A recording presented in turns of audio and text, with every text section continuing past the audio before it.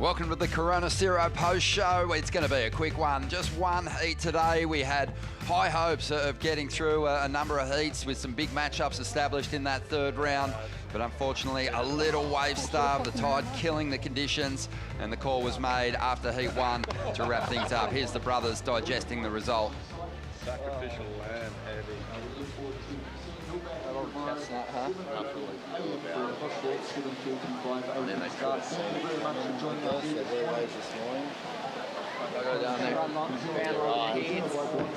You heard Jake Patterson say at the sacrificial lamb, it was a bit of a guinea pig heat, but you know, as Renato touched on before, the forecast, it's a difficult one, and we're trying to pick the eyes out of it.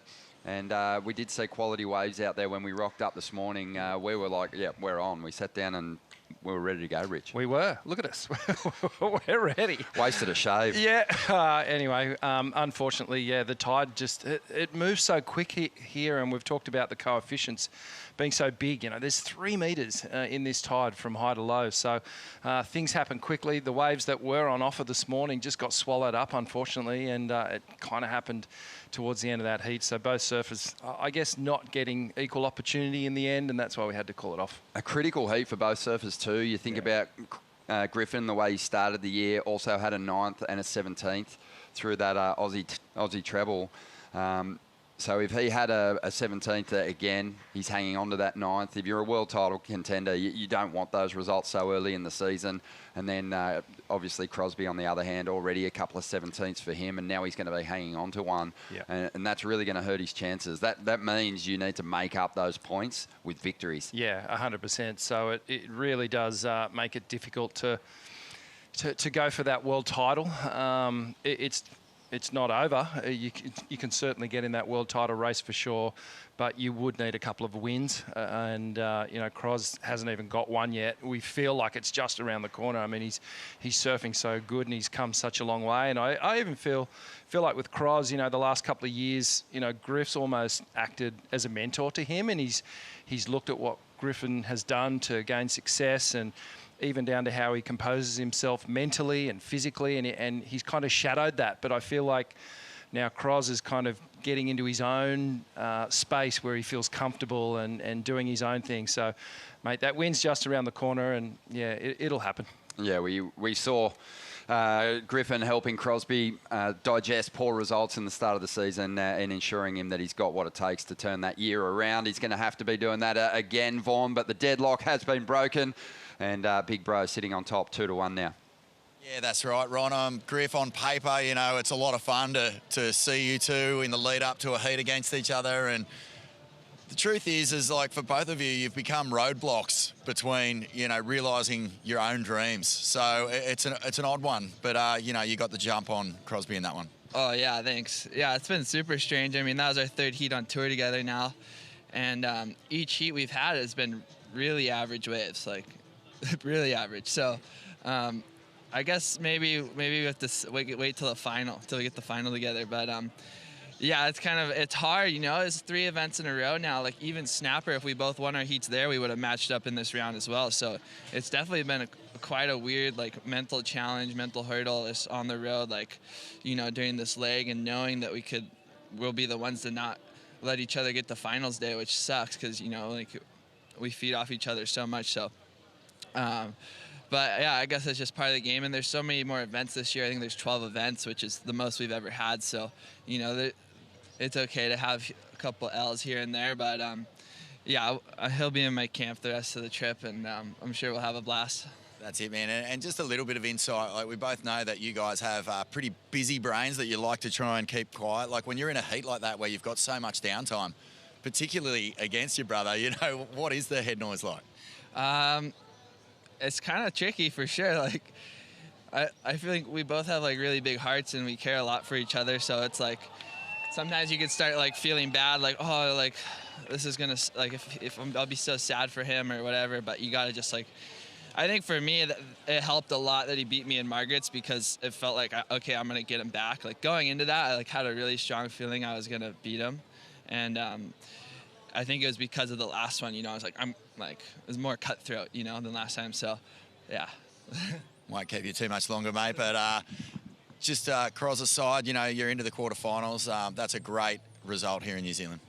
Yeah, thank you. Yeah, 4 events on the road's legit. I don't know if I've ever done that before, so feels good to you know be finishing the leg with a little more momentum. But yeah, I'd really like to win the contest. You know, going backside feels really good for me, and this place is beautiful, and there's a lot of good energy, and so just going to be feeding off that. And just on a personal note, mate, thanks so much for getting one back for the big brothers. Let's go, the big brothers. We're out there next, Vaughan. Yeah, there is the brothers. So as we mentioned now, Crosby's had a couple of 17s. He'll hang on to a 9th. As we see the highlights, there was only a few of them reaching that opening heat, but small wave mastery here from Griff. Yeah, incredible stuff. Just so much flow and momentum through his turns. And just watch here, there's some great moments from Cros. He really does sting some of these sections. But you can just see how he's actually having to pump for speed, whereas Griff on his rides, he was sort of weaving down the line, just maintaining all that forward projection. And then he was getting to these little sections and just powering off the top. Zap, just really slapping it down the line. And it was some mastery from Griff. And again, I say he was kind of channeling just small little lowers, these running left-handers. So we know that Cros will come back bigger and better.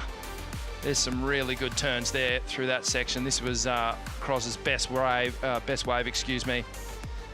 and just using his weight and height to really put a little bit more power than Griff was putting into his turns. But unfortunately, you know, the 2-wave combo, it went the way of Griff, and just some frustration there from Cros at the end. It sort of rubs a little bit of salt in the wounds as well when they call it off straight up to your heat.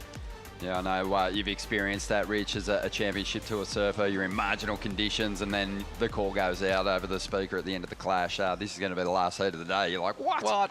Anyway. But anyway, you know what? I think even though it's a 9th for Crosby just to survive that second round and get himself a 9th place result is a positive when he was hanging on to 217. So, you know, something he can really build on. And for Griff, just crucial for him to get himself back into another final series after kind of suffering from a bit of a downward trend after the semi-final start. Yeah, for sure. He's kind of corrected the ship there a little bit, and the trajectory's looking good again.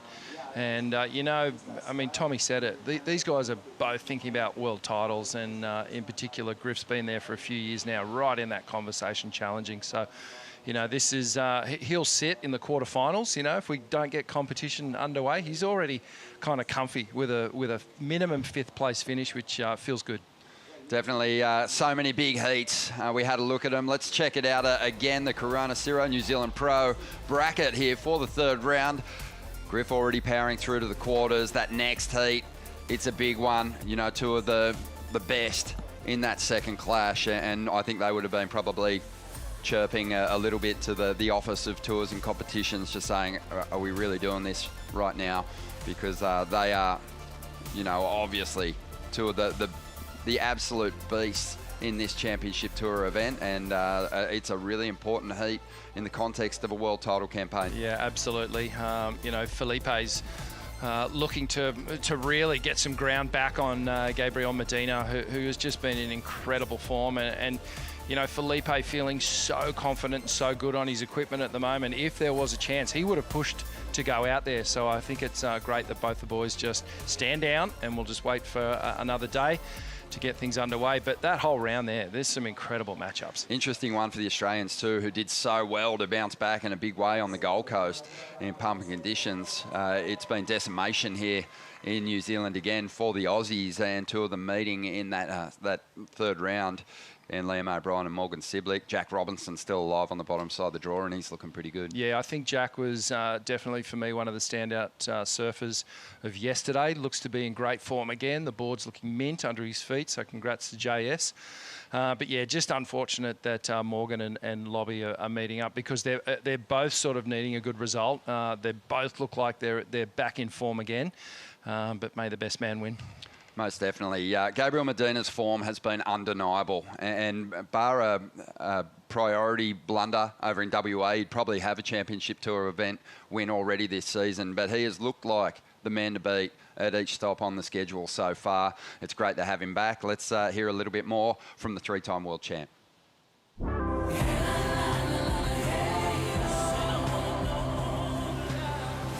When I first discovered my love for surfing was when I went surfing with my best friend. I just like the vibe, you know, all my friends playing, surfing, doing fun stuff. So, I don't know, I just fell in love. I wanted to do that every day. Surfing is my meditation every day. It's where I think about my life. It doesn't matter how big the problem is sometimes, but it feels like everything is in control when you're out there, you know? Gabriel Medina is going nuts. He's pumping through this thing. Are you kidding? I think we are more in present when you're out there. So every time that I go to surf or I'm in a heat, you don't think about much, you know, you just enjoy the moment there, you're present, you know, so it's just a peaceful place. Yeah, I love my friends. It's good to have good friends. I mean, I like to share moments with my friends, with my family, and yeah, sharing is love, so I love them. Winding up another one here, look at the back door. This is a big wave, he's locked in, he should come through this one. Here he comes. Oh my Medina, God. The hands go up. It's good to find something that you like to do as work, so we don't need to work every day, you know. And surfing is like that for me. We give you the 2014 World Champion, Gabriel Medina. I feel blessed to be where I am today, you know. Yeah, surfing changed my life, you know, my family's life, even few friends, so yeah, I feel blessed. Gabriel Medina, your 2018 World Champion.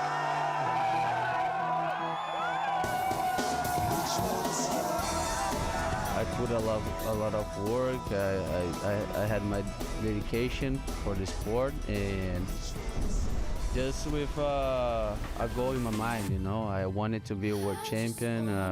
I wanted to change my life. I know I was just a kid and with a lot of dreams, you know. Medina looks like he's got a gigantic round. 5, 4, 3, 2, 1. It is official. Gabriel Medina, now three-time world champion.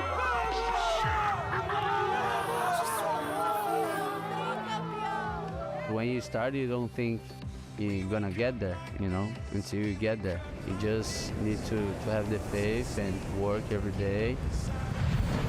And I was really blessed because I got there with a small age, you know.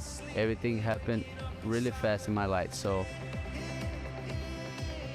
yeah, after winning my title, I wanted to keep going, you know. Yeah. Today I'm 3 times world champion, but a lot of ups and downs.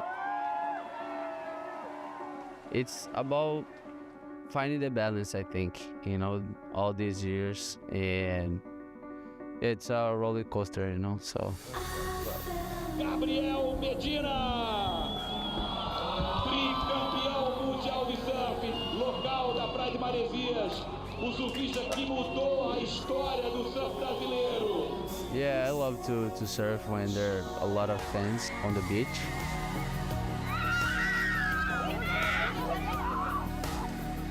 Yeah, I just like to perform good, you know, go big, and when I'm out there, I always try to get a 10 or something. Yeah, I try to go big. You try to show your best, but imagine if there's no one watching. I wouldn't get excited, you know. So it's different, the vibe, and you feel the love. You know, everyone like screaming your name and saying, you know, positive things. It's funny because it's something that I like to do and I have fun with it. but they get so happy that I'm doing what I love. You know, it's so weird, but it's a good feeling. You know, I know they're gonna get happy, so I try to do my best. So now you've won Rottnest and Margaret River. Can we all finally say that we love each other? Aussie, Aussie, Aussie! Gabriel Medina, everyone!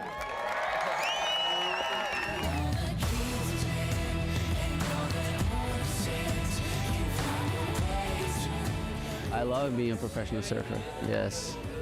Yeah, people sometimes ask me, oh, if you were not a surfer, what would you be? And I have no idea.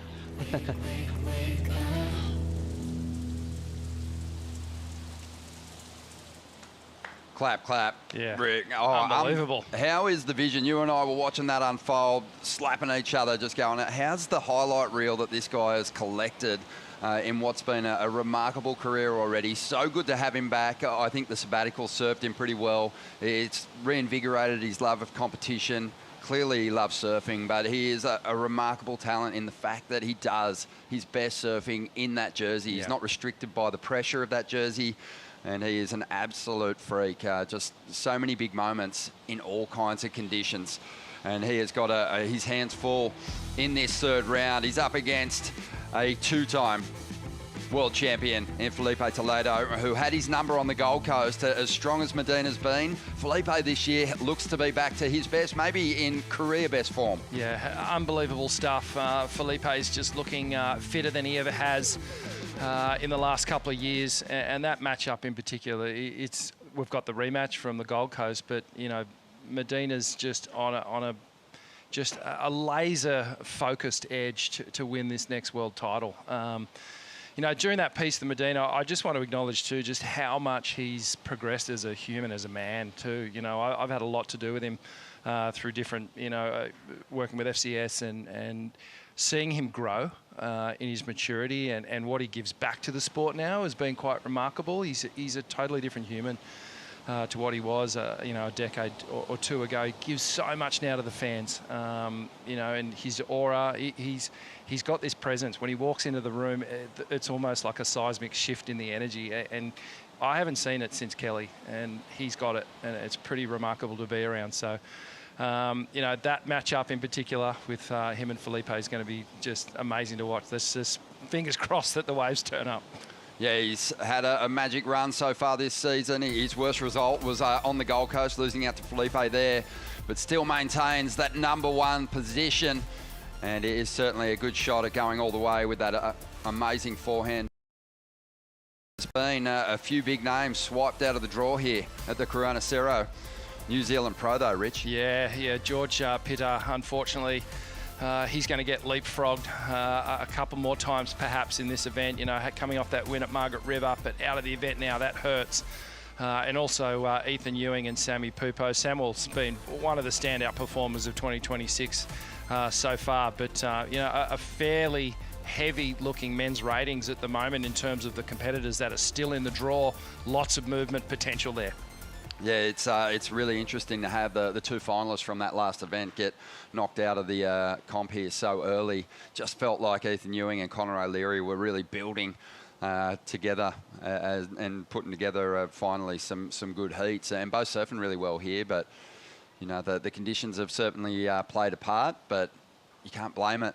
No. I mean, everyone's out there dealing with the same kind of stuff. Yep, yeah, that's true. You know, the conditions are the same for that 35 minutes for both competitors. You just need to be the one that comes out on top. I had Connor O'Leary picked in my fantasy surfer team. He's out. I'm devoed. I thought he was going to go a long way in this one. But, yeah, you know, this is surfing. This is why we love it. We buy into it. And also you get situations where surfers down the back end of the ratings, desperate for results, start fighting against those top seeds. And that's been the case in the top side of the draw when we have a look at the women's quarterfinal bracket here. And it has been a story of some upsets, bar Gabriel O'Brien, who survived and got herself through. But, you know, there is still a number of surfers left in this draw. Well, a couple that are chasing their first championship tour wins, Rich. Yeah, absolutely. You know, the Alyssa Spencer, who's on the rise. She's been improving just incredibly over the last 12 months, is looking really good. Sawyer Lindblad as well. I think she surprised us at this event on the forehand, feeling really comfortable. Both those surfers would love to get a first-time victory. Everyone else has had that taste. You'd like their chances too in that top side of the draw. I mean, Sawyer Lindblad, her forehand's remarkable. Alyssa Spencer, light-footed, but has that sting in the lip when she gets the opportunity. So this is maybe the best opportunity these two have had at a CT win. And on the bottom side of the draw, heavily stacked. Yeah, absolutely. Molly Picklum, the current world champion, up against Betty Lou Sakura-Johnson, who's had a couple of Championship Tour event wins now. And is full of confidence coming into that one. She's made it very, very clear that she's going to show the more established veterans zero respect. She just wants to take them on down.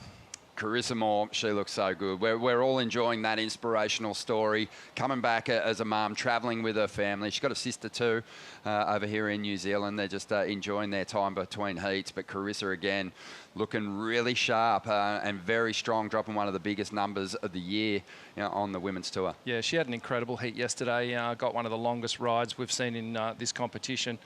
For sure, but in 2026 she's felt relaxed. She's looked really, really good. I don't think the level of her surfing is actually representative of the results that she's been getting, because she is surfing that good. She looks like she's in mint condition. So yeah, I feel like this event she could go a long way. She's been, if she takes that current form from yesterday, she'll be a hard one to beat. Yeah, and with Caroline Marks in the mix, Sawyer Lindblad, it's looking like a pretty good event for the Mayhem stable. Matt Biolis will be pretty happy about that, because he had a tough go at it on the Gold Coast when you start thinking about the Surfboard Empire. Shaper Rankings presented by Vaya. Yeah, this is a great series that we can really lean into now, and it puts the board brands and the Shapers in the spotlight. Darren Hanley on top of the world at the moment. With the double victory at the Gold Coast, the last event. Matt Biolis under the Lost brand. He's dominated this Shaper Rankings over the last few seasons, and we know Channel Islands wants to get in the mix as well. They've placed in third, Sharp Eye and JS. JS is on the move. He's really increased the amount of surfers that he's had over the last season. And, we all know that we've implemented a new rule as well now. So only 2 surfers counting from the quarterfinals onwards, just to make it a little bit more of an even playing field for those brands that only have a couple of surfers on tour. Yeah, it's going to be fun to watch. Griffin Colapinto winning the first and only heat of the day, getting the jump on his little brother, Filipe Toledo. They are going to jump in the soup together, and Rich, we might go join them. What do you reckon? No way I'm getting my rig out with those guys around. Well, no, you wear a steamer as well.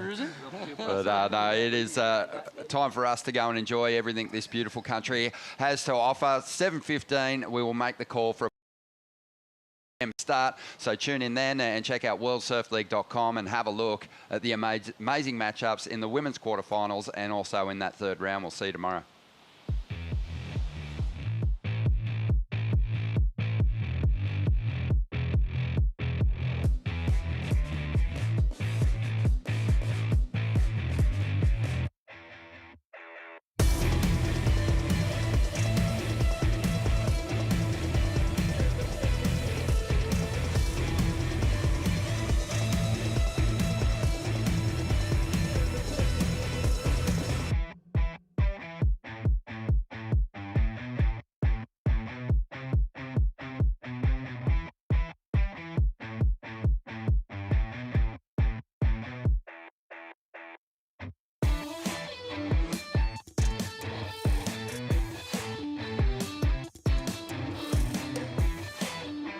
This copyrighted event broadcast is produced by the World Surf League for broadcast around the world and may not be retransmitted, reproduced, rebroadcast, or otherwise distributed or used in any form without the written consent of the World Surf League.